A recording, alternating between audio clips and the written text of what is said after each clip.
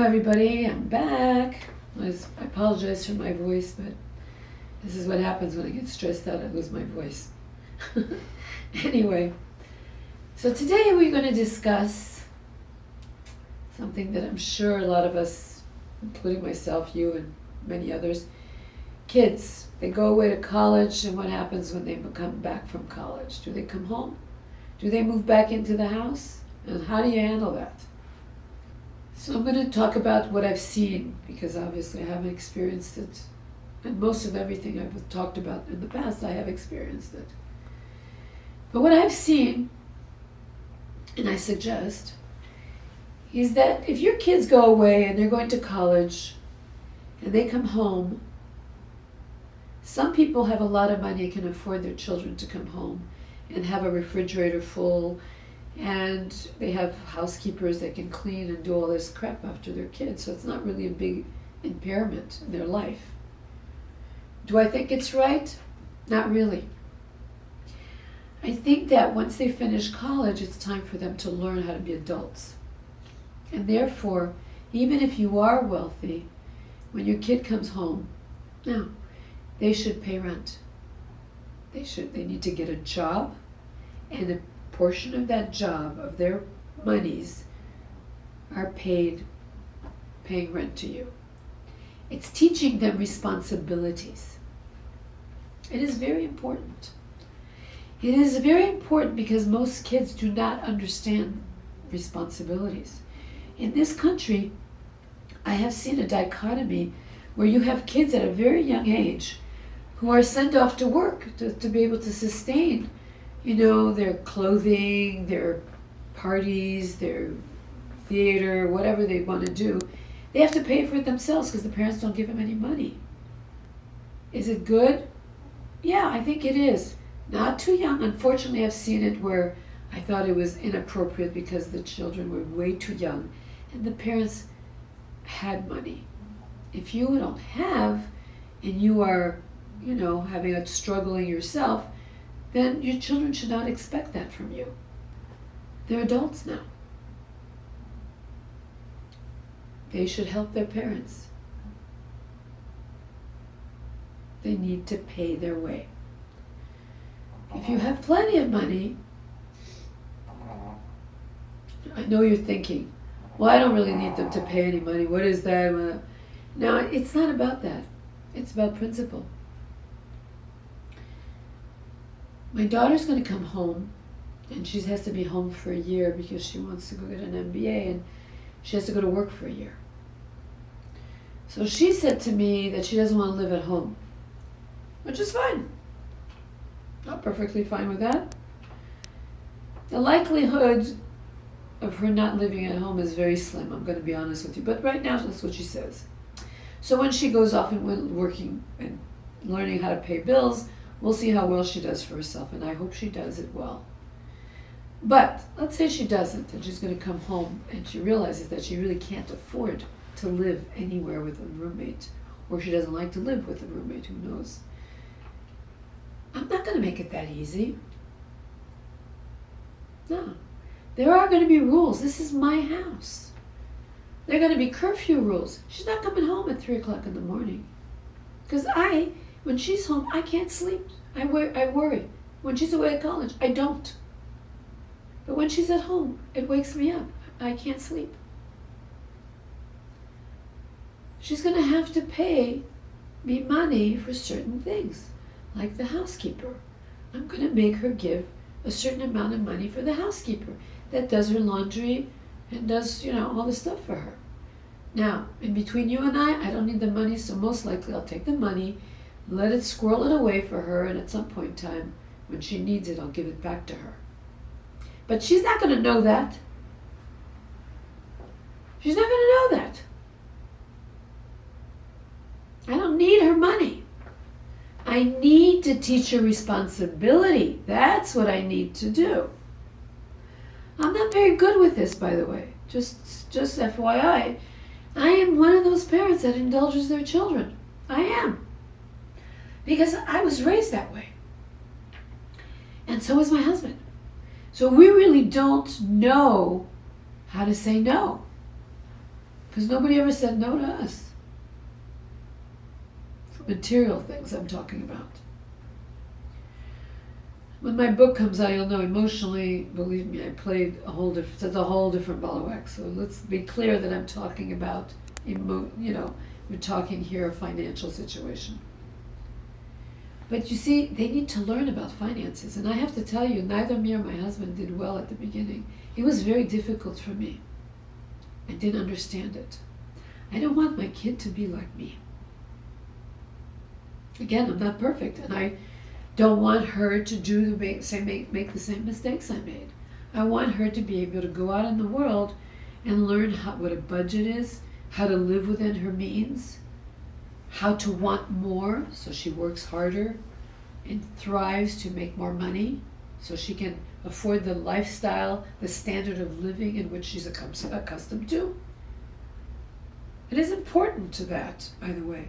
It is important to give them enough, but then allow them to take it away from them so they start thriving to regain that lifestyle, but on their own.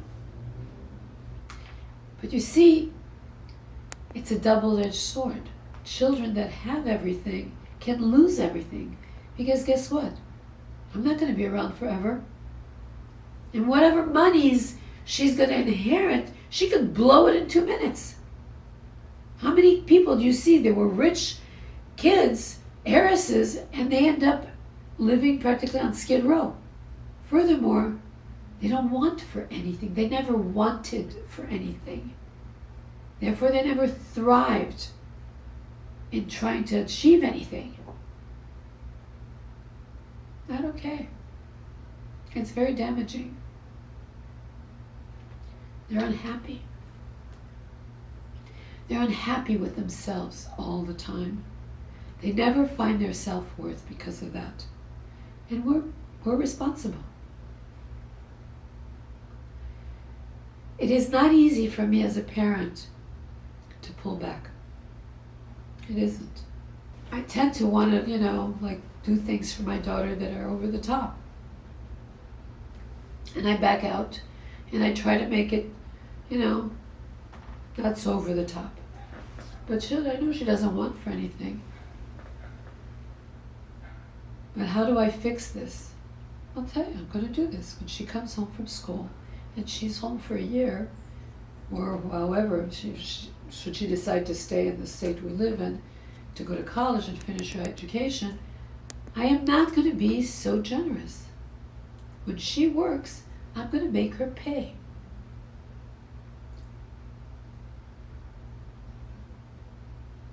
I want her to learn what she can get with her money.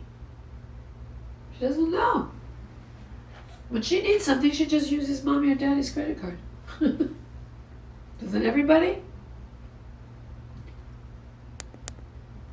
And she is not one of the super spoiled, by the way. She has friends that are beyond. They run around with $10,000 Birkin bags. What the fuck is that? I mean, what do you buy once you are a teenager? You already have a Birkin. What other bag are you going to aspire to from there? Or you've been given a Ferrari. Or a Bentley, like one of her girlfriends got a Bentley. What are these parents doing to these kids? I know what they're doing because that's how it worked in my family. And they fucked these kids up. They fucked us all up.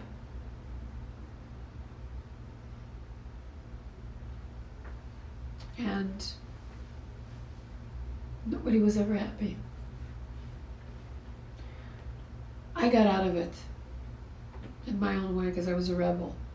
So I recreated myself I recreated my own world. So I didn't have to live like that for the rest of my life.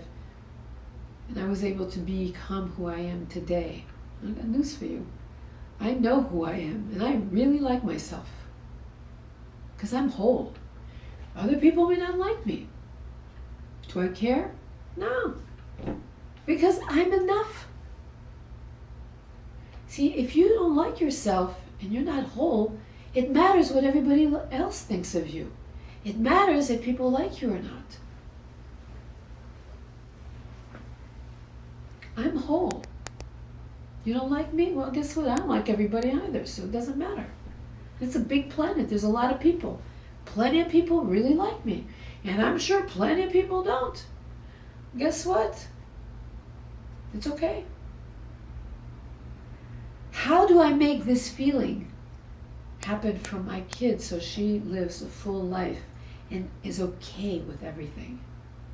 And knows how to go through the trials and tribulations of every day's life. Because let's face it, there's more shit flying than there is good stuff flying in our life. You have to teach them responsibilities. Not just to be responsible. It's so they figure out how to fix the situation they're in. And by doing that, they feel whole, they feel safe within themselves. As children, we needed to make them feel safe with us. It was our job to make sure that everything around them was strong within our life, so they felt safe. We could run their life. They could be raised in a safe environment. But they're adults. How do they figure out the safety for their own now? How does that work? How they feel safe with themselves is when they know they can take care of themselves. That they can jump through hurdles, and even though if they fall down, they can pick their own asses up, lick their wounds, and start over. And we need to back off and let it happen. So they feel safe within themselves. They're going to make bad decisions. And you're going to sit there and you're going to go, oh shit. And sometimes you will say something. I do. But you got to say it and back off. You can warn them. They're not going to listen. We have to allow that. It is our duty when our kids become adults. It is our duty to allow them to experience life. If I could keep my baby under my wing for the rest of her life, yeah, I would. I didn't even want her to grow up. I didn't. I didn't want her to pass the age of 8. That was it. At 8, I think she should have stopped growing. That's how I felt. I want you to stay 8 years old. You're my good little, I can still dress you. I can control everything. I was happier than a pig in shit with her. And now she's an adult. And now I have to sit back and watch her go through her own pain in relationships, with girlfriends, with boyfriends, with problems at school. You know, a few weeks ago, her fencing coach pulled a fucking stunt on her. My first reaction was to call the son of a bitch. I went to call the son of a bitch, and she started saying, no, don't do that. I'm handling it my way. And I had to back off and let her handle it her way. Do I still want to pick up the phone and cream the son of a bitch? Yeah, you bet your ass I do. Don't be messing with my baby. I will feel that way till the day I die. But I don't have to react to it. I don't have to act upon that. I just have to feel it, and I can go whining to my friends. Do you know, blah, blah, blah, and go crazy. But I can't act on it. This is her time. It's her time to learn the lessons. And every time she has a disappointment or an aggravation of any sort, it's tenfolds with me. Yeah, I hope you're enjoying Cage sneezing. Oh, that's my boy sneezing. I love my dog. Thank God I have my dog at home now, since I don't have my daughter. How you doing, George? This is George. This is my boy. I love him. Because you're backing off, it doesn't mean you don't love them. It doesn't mean you're dropping them. They may feel a bit of an abandonment in some ways, but you're not, and you know it, and they know it. You're just giving them space to grow up. So I will keep you posted on my progress, and you may keep me posted on yours. Have a fabulous day. Much love, Patty.